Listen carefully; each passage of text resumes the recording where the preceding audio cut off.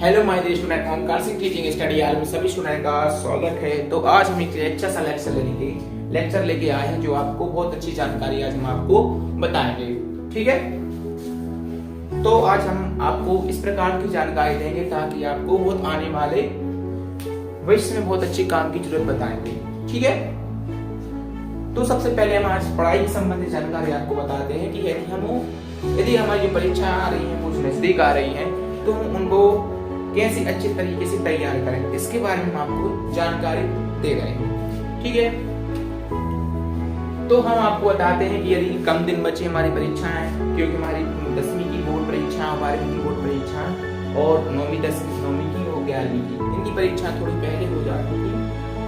ठीक है, लेकिन जो मतलब परीक्षा तो सभी के लिए अच्छी है ना नहीं है तो ठीक है, तो इसके लिए सबसे अच्छी हम कैसे तैयारी करें, कैसे क्या करें। देखो तैयारी तो आपको यदि जिस विद्यार्थी की अच्छी तैयारी पहले से है, अच्छे से उन्होंने सर ने बोला होगा कि किस तरह मतलब कि होमवर्क अच्छे तरीके से किया होगा, कैसे उन्होंने पढ़ाई की होगी, तो उसके लिए उन्होंने क्या कैसे पढ़ाई की होगी।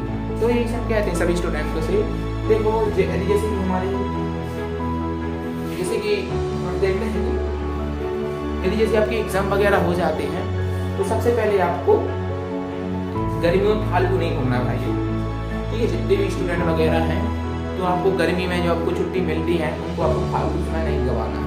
ठीक है, क्योंकि मैं भी अपने ऐसे जब मैं भी परीक्षा देता था, मतलब 9वीं में था, तो मैंने जैसे 9वीं की क्लास में परीक्षा दी थी, तो जिसमें आपको बता दें कि अब अगले साल हमारी बोर्ड परीक्षा है 10वीं, तो हमने गर्मी से ही पढ़ाई स्टार्ट कर। जैसे हमने 9वीं के एग्जाम दिए थे और हमने नहीं सोचा कि मतलब 9वीं की एग्जाम, क्योंकि हमारी थोड़ी स्टडी वगैरह थी, मतलब कि हमने जब 8वीं क्लास आए थे, 8वीं क्लास से हमने पूरी की थी, तो 8वीं क्लास में लगा कि यार बड़ी क्लास में जाना है हमें दूसरे स्कूल में, क्योंकि हमारा जो स्कूल था ना मतलब 3 किलोमीटर दूर था, मतलब जिस स्कूल हमें जाना था पढ़ाई करने के लिए, तो हमें थोड़ी डर भी लगता था कि यार बड़ी क्लास में जाए। 9वीं क्लास में और भी लोग थे, वो भी हमारे दोस्त वगैरह थे जो हमसे और आगे क्लास में सीनियर लोग थे, हमारे गांव से पढ़ने के लिए जाते थे दूसरे स्कूल, मतलब दूसरे स्कूल में, उसमें हमारा एडमिशन होना था। तो उसमें देखा कि यार लोग कहते थे कि भाई पढ़ाई करनी पड़ेगी, ना कर तो पढ़ाई नहीं करोगे तो फेल हो जाओगे, ये हो जाएगा। हम लोगों को डराते थे, तो हम लोगों को लगता था कि यार पढ़ाई तो करनी पड़ेगी यार, है ना। तो जितना लोग बोलते हैं कि ये बड़ी क्लास में है, तो हम लोग बहुत डरते और सोचते थे कि यार उस स्कूल में जा रहे हैं तो यार वहाँ के लोग कैसे, मतलब स्टूडेंट वगैरह क्या होंगे, नए सर मिलेंगे हमें, क्योंकि जो हमारे मतलब टीचर पहले के होते हैं उनसे तुम्हारी मतलब दोस्ती वगैरह की रहती है ना, अच्छी पहचान के सब करते हैं। लेकिन सोचा कि यार अगले स्कूल मतलब कि अगले स्कूल में जा रहे हैं, बड़ा स्कूल होगा, कितने वहाँ दोस्त नए बनाएंगे, हमारे साथ में वो तो दोस्त हैं ही। ठीक है, लेकिन वहाँ के कैसे लोग होंगे, डर लगता था कि यार दूसरे गांव में पढ़ने के लिए जा रहे, बहुत सारा डर लगता था। लेकिन धीरे धीरे कब हुआ, ऐसा हुआ कि जब हम दूसरे उस स्कूल में पहुंचे तो महीना 1.5 महीना तो ऐसे लगा कि यार बताओ यार स्कूल में यार कैसे दोस्त, वहाँ पे डर भी लगता था दूसरे गांव जाने के लिए। लेकिन धीरे धीरे क्या हुए, हम लोग सब साथ में बैठने लगे। 2 महीने तो ऐसे लगा, पहले 2 गाँव में थे लोग के साथ साथ हम बैठ गए। धीरे धीरे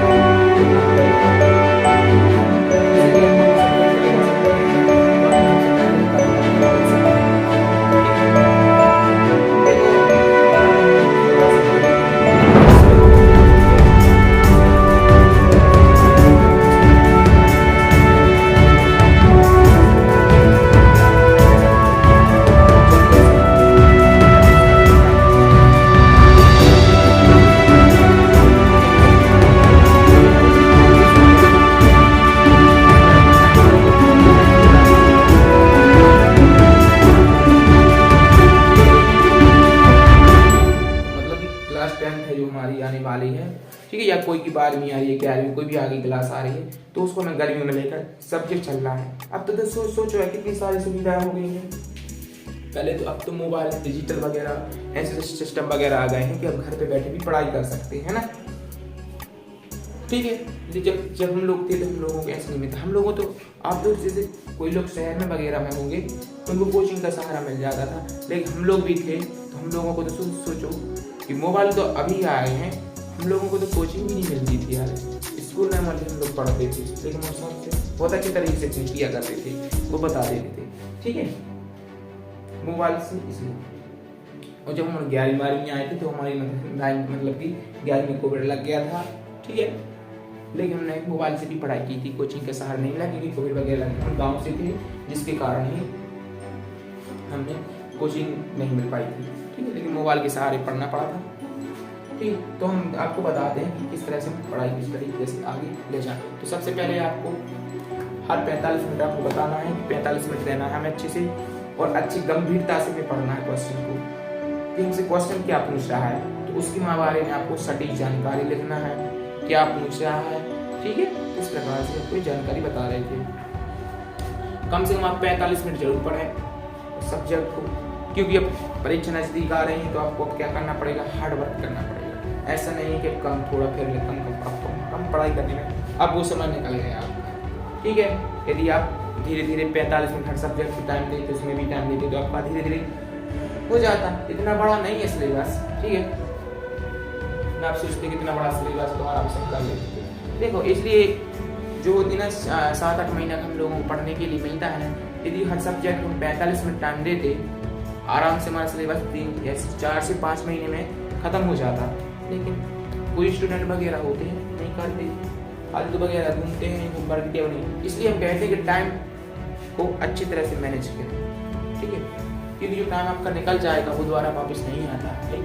क्योंकि और इसी के लिए आप आगे भी जाओगे कम। ठीक है, तो हम इसी सब्जेक्ट के बारे में करेंगे। तो हमें इसे हम कहते हैं अच्छी तरह से पढ़ाई कीजिए। अभी भी आपका 3 महीना में ऐसी पढ़ाई कीजिए, 3 महीने के 6 महीने बना डालिए, 7 दिन पढ़ाई कीजिए। 3 महीने भी बचे हैं, सॉरी 2 महीना या 1 महीना, 2-1.5 महीना से बचे उसको 3 महीने बना डालिए, है ना। 3 महीने तक अच्छी जोरदार मेहनत कीजिए कि हमें एक ये यूनिट है। ठीक है, जैसे कि एक यूनिट है तो हमारे में मतलब कि हर यूनिट 15 यूनिट होगी, मतलब 15 कोई भी। जैसे कि हम क्लास 9th में है, 9th क्लास के स्टूडेंट के बारे में बताते हैं। जैसे कि आप 9वीं क्लास में होंगे तो आपकी क्या है 12 से 13 चैप्टर होंगे शायद, हमें नहीं इतना मालूम, लेकिन ठीक है आपकी 9वीं क्लास में होंगे, जैसे 9 चैप्टर होंगे, तब 10 चैप्टर होंगे। मैथ में है तो 14-15 चैप्टर होंगे। तो आप सोचो कि एक दिन में मतलब कि 2 दिन में एक चैप्टर निपटाना हमें, आराम से निपट जाएगा। टाइम तो दो, कैसे नहीं निपटेगा, आराम से निपटेगा। ठीक है, हर सब्जेक्ट को आपको कम से कम 45 मिनट दीजिए, 45 से 50 मिनट। उसमें भी आपको 5 से 5 मिनट का ब्रेक लीजिए। ठीक है, टोटली। और आपको सोचना कि यूनिट खत्म करना है या नहीं करना है, अच्छे ध्यानपूर्वक से पढ़े। इसलिए देखो, इसलिए तो देते हैं स्टूडेंट वगैरह को कि हम पढ़ाई को किस तरह से कैसे करें, है ना। तो जैसे यदि किसी चैप्टर को हमें अच्छे से पढ़ना है तो सबसे पहले चैप्टर दिया है तो उसको हमें पढ़ना है, उस पर हमें क्या क्या पूछ रहा है, उसको हमें कौन कौन सा इंट्रोडक्शन यानी कि भूमिका दी है, उस भूमिका में जानकारी देखना है, तो आराम से चैप्टर हल हो जाता।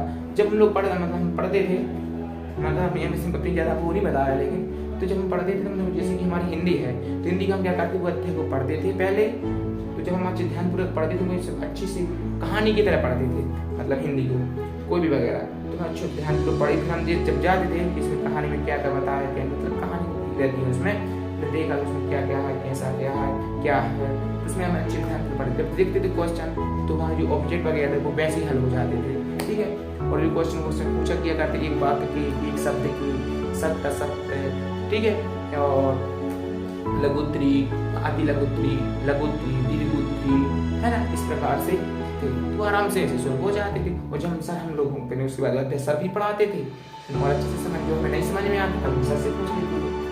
ठीक है, इसलिए इतना टाइम दिया है 7 से 8 महीना। लेकिन अब क्या है, सरकार कोई काम नहीं होते है ना। लेकिन अभी कोई नहीं, 1.5 महीना बचे, 1.5 महीने के 3 महीने बना बना लीजिए कि यदि आपने टारगेट बना लिया कि हमें ये चैप्टर खत्म करना है या नहीं खत्म करना है, ठीक है, तो आपका हो सकता है, ऐसा कोई वो नहीं है, ठीक है। इसलिए हम आपसे कहते हैं अच्छे से पढ़ाई कीजिए, टाइम बनाइए, आपका टाइम बनाना बहुत जरूरी है, इसलिए टाइम से यदि पढ़ते तो आराम से निकल जाए। लेकिन अभी कुछ नहीं बिगड़ा है मेरे भाइयों, ठीक है, जितने भी है उससे अच्छी टाइम से पढ़िए, आराम से सिलेक्शन आराम से आपका पेपर हो जाएगा। ऐसे नहीं कि हमें 1.5 महीना परसेंटेज अच्छी टाइम से, ठीक है। तो यदि आपको समझ में आ गया तो मेरे रिटर्न का ये बच्ची, आई होप कि आपको समझ में आ गया होगा। इसी साथ अगले वीडियो मिलते हैं। जय हिंद, जय भारत, वंदे मातरम।